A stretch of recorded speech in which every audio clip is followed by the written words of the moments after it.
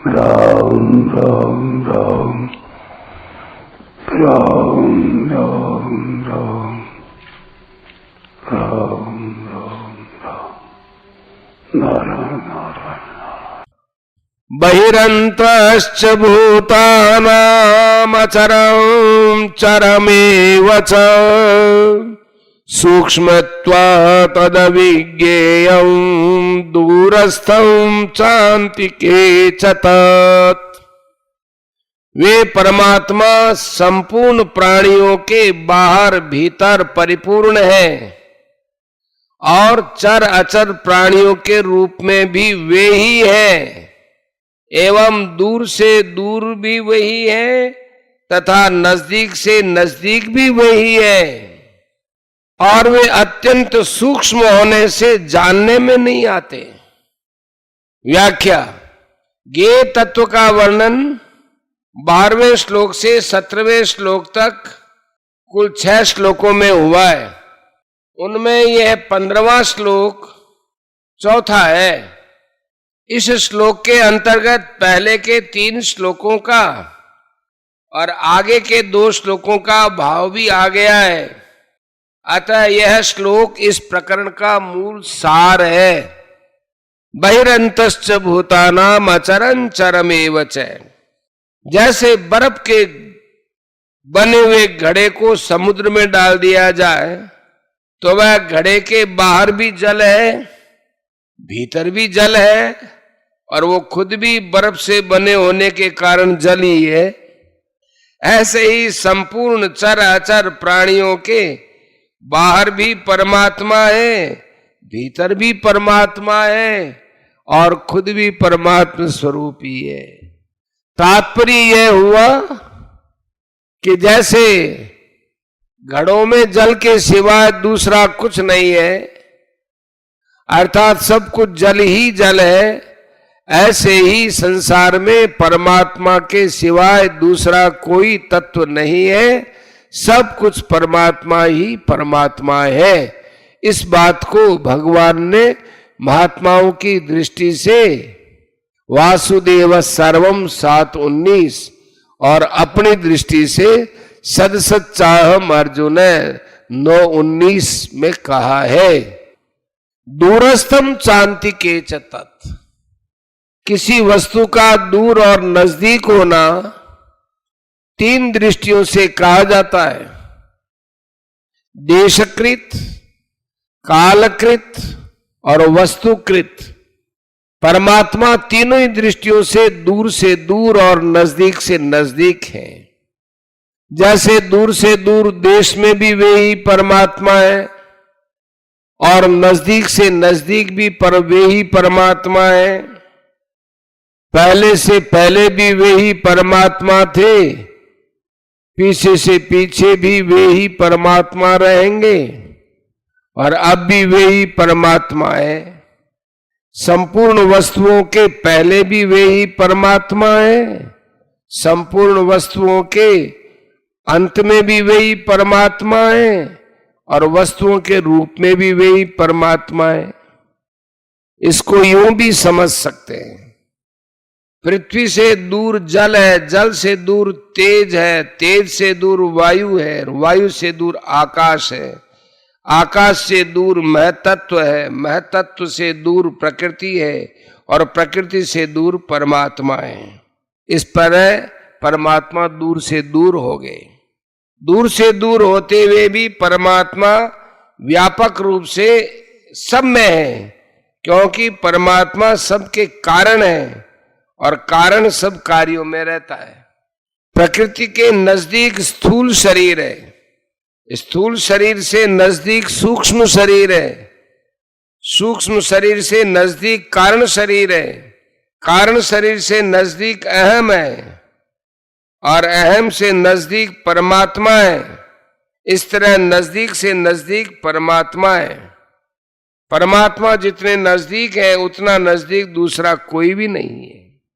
उत्पत्ति विनाशील पदार्थों के संग्रह और सुख भोग की इच्छा करने वालों के लिए परमात्मा दूर है, परंतु जो केवल परमात्मा के ही सन्मुख है उसके लिए परमात्मा अत्यंत नजदीक है।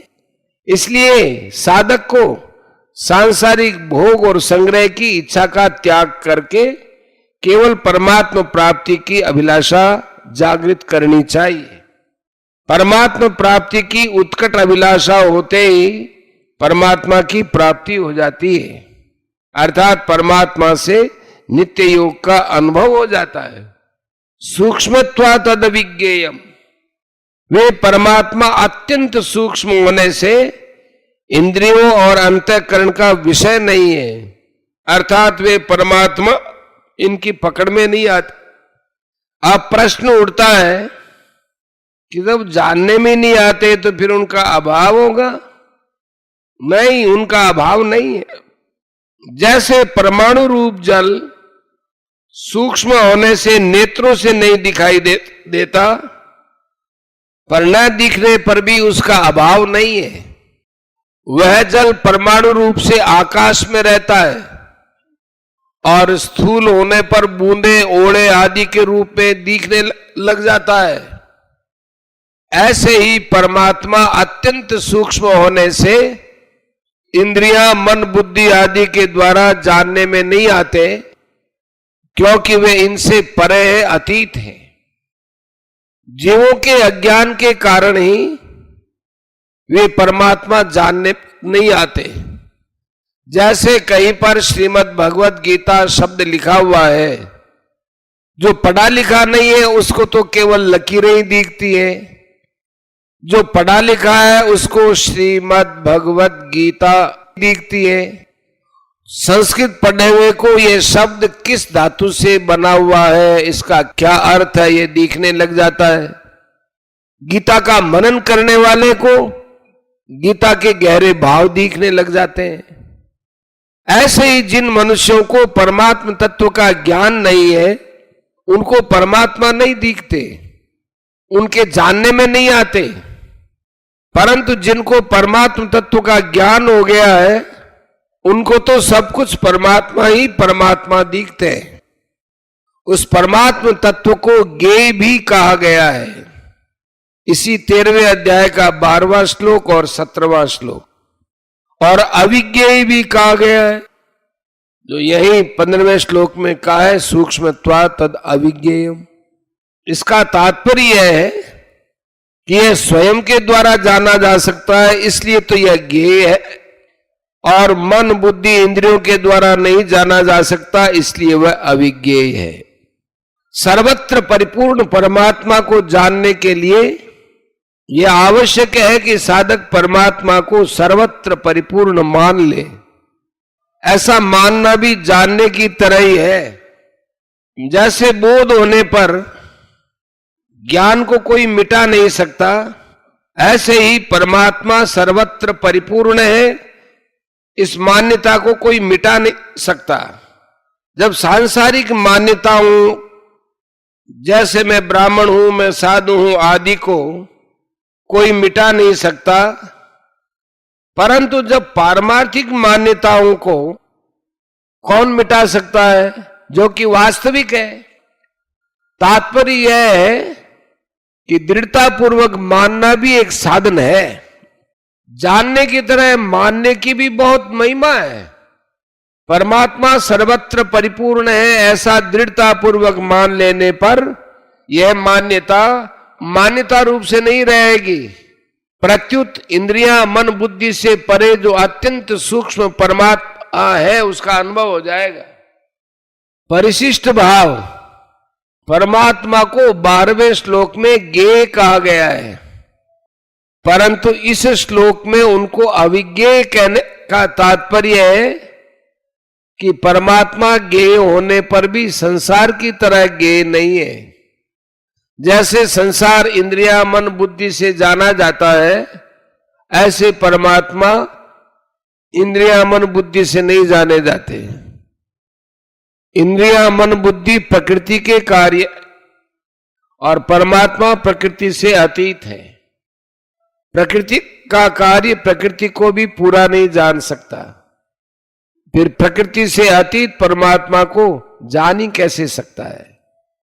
परमात्मा को तो मानकर स्वीकार करना पड़ता है, क्योंकि स्वीकृति स्वयं में होती है, कर्ण में नहीं, अर्थात मन बुद्धि में नहीं।